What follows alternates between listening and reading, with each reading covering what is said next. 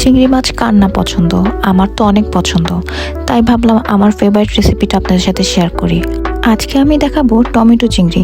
তাহলে চলুন পুরো রেসিপিটি দেখি। টমেটো চিংড়ি রান্না করার জন্য বড় সাইজের চিংড়ি মাছ নিলে বেশি ভালো হয়, তাই আমি বড় সাইজেরগুলোই নিয়েছি। এইগুলো এখন আমি সুন্দর মতো কেটে বেছে ধুয়ে নেব। বড় চিংড়ি মাছগুলো কাটতে একটু অসুবিধা, অনেকে হয়তো কাটতে ঠিক মতো পারেন না, তাই আমি আপনাদের সাথে আজকে শেয়ার করব কীভাবে বড় চিংড়ি মাছগুলো কেটে নিতে হয়। ভিডিওটি মনোযোগ সহকারে দেখলে বুঝতে পারবেন কিভাবে কাটতে হবে। আপনারা চেষ্টা করবেন চিংড়ি মাছ কাটতে হলে অবশ্যই প্রথমে কেচি ইউজ করার, কজ কেচিতে এটা খুব ভালো মতো কাটা যায় ইজিলি। প্রথমে চিংড়ি মাছের চোখ আর মাথার উপরে যে কাঁটাটা ওটা কেটে নিতে হবে।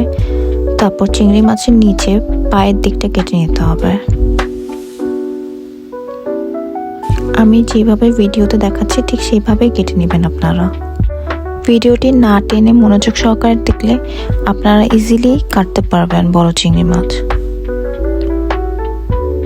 আমার ভিডিওগুলো ভালো লাগলে অবশ্যই শেয়ার করবেন, লাইক করবেন আর আমার পেজটি ফলো করতে ভুলবেন না। চিংড়ি মাছের মাথার অংশ আর নিচের পাগুলো কাটা হয়ে গেলে চিংড়ি মাছের লেজের অংশে শক্ত কাটার মতো একটি অংশ রয়েছে, সেটা কেটে ফেলতে হবে।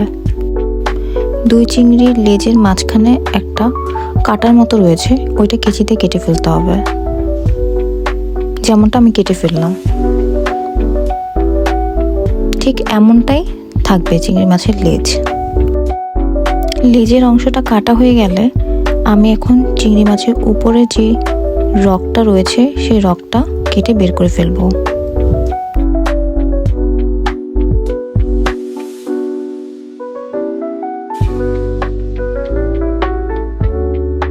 আপনারা দেখতেই পাচ্ছেন ভিডিওর মধ্যে চিংড়ি মাছের মাঝখানে একটা কালো রগের মতো রয়েছে, যেটা আমি এখন টেনে বের করে ফেলবো।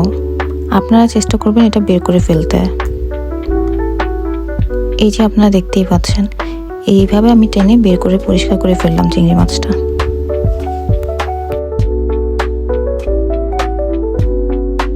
এখন আমি চিংড়ি মাছের মাথার অংশটা পরিষ্কার করব।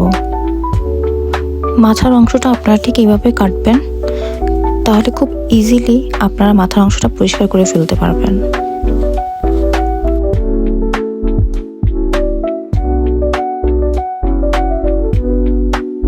চিংড়ি মাছের মাথার অংশে যে ময়লাটা ছিল আমি সেটা বের করে ফেলছি। এই যে ময়লাটা বের হয়ে গেছে। আমার চিংড়ি মাছ পরিষ্কার করা শেষ। আমি যেভাবে দেখালাম ঠিক সেভাবে কাটলে আপনারা ইজিলি একটা চিংড়ি মাছ পরিষ্কার করে ফেলতে পারবেন খুব সহজেই। এই মাছটা পুরোপুরি কাটা হয়ে গেছে আমার।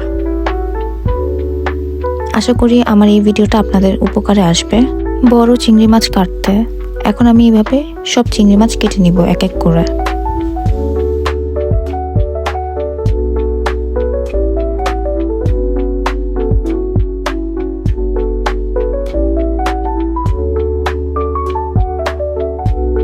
আমি যেভাবে দেখালাম ঠিক সেভাবে কাটলে আপনাদের একদমই কষ্ট হবে না, খুব তাড়াতাড়ি কেটে ফেলতে পারবেন।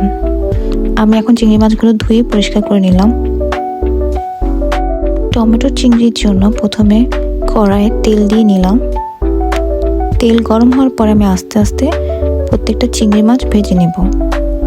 চিংড়ি মাছটা আমি হলুদ, লবণ আর মরিচের গুঁড়া দিয়ে মেখে রেখেছিলাম। আপনারা চেষ্টা করবেন 30 সেকেন্ড পর চিংড়ি মাছটা উল্টে পাল্টে দেওয়ার জন্য। 30 সেকেন্ড পর চিংড়ি মাছটা উল্টে পাল্টে দিলে চিংড়ি মাছের কালারটা খুব সুন্দর আসে, যেটা দেরি করে উল্টালে আসে না, কালচে হয়ে যায়। আমার চিংড়ি মাছ ভাজা শেষ, আমি উঠিয়ে ফেলেছি। টমেটো চিংড়ি রান্না করার জন্য আমি যে তেলে চিংড়ি মাছগুলো ভেজেছি আমি সেই তেলেই রান্না করব। প্রথমেই আমি 4 চা চামচ টমেটো পিউরি দিয়ে দিলাম। আপনারা চাইলে টমেটো কুচিও দিতে পারেন। আমাদের এখানে টমেটো ফেরি তো পাওয়া যায়, আমি ওইটা ইউজ করি। আপনারা টমেটো ব্লেন্ড করে দিতে পারেন অথবা কুচিও দিতে পারেন। আমি এটা ইউজ করি তাই এটাই দিলাম।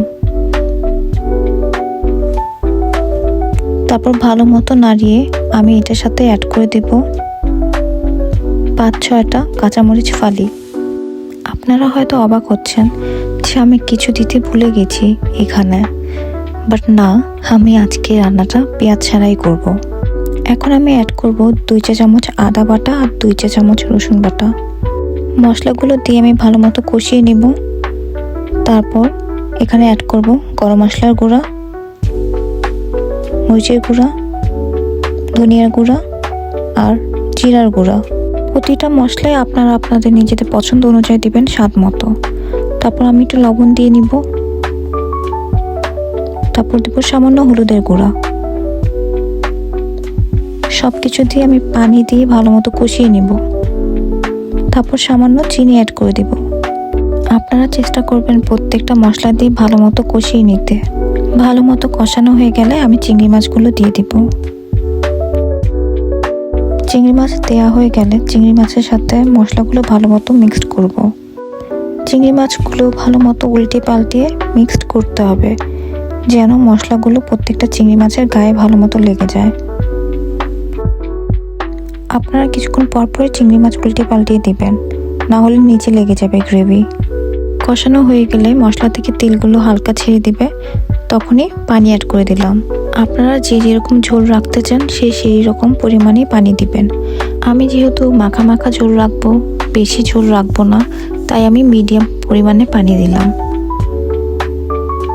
পানি দিয়ে আমি ভালো মতো নাড়াচাড়া করে ঢেকে দিলাম। 5 মিনিট পর পর একটু করে নাড়াচাড়া করে দিবেন, না হলে নিচে লেগে যাবে গ্রেভি।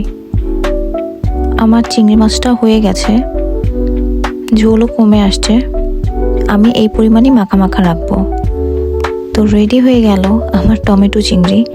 কেমন লাগলো অবশ্যই জানাবেন, আর সবাই অন্ততপক্ষে একবার হলেও ট্রাই করবেন। পেঁয়াজ দিইনি বলে একদমই যে খারাপ হয়েছে সেটা না, মুখে লেগে থাকার মতো একটা রেসিপি। ভালো লাগলে শেয়ার করবেন আমার ভিডিওটা। নেক্সটে দেখা হবে অন্য কোনো ভিডিও নিয়ে। সবাই ভালো থাকবেন, সুস্থ থাকবেন। আদিওস।